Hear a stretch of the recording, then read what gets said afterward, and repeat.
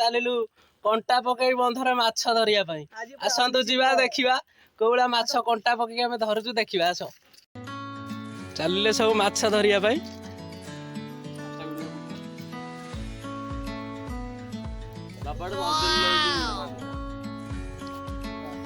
ପିଲା ପୁରା ରେଡି ମାଛ ଧରିବା ପାଇଁ ପୁରା ରେଡି ପିଲା।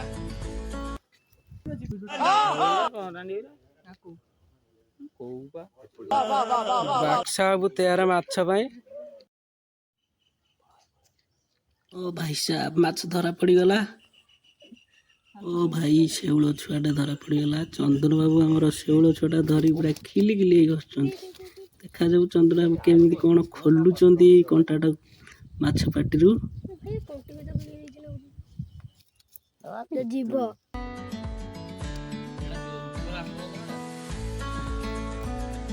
ଓ ଭାଇ ଏଟା ପୁରା ଗିଳି ଦେଇଛି, ଏଟା ବାହାରୁନି ରେ।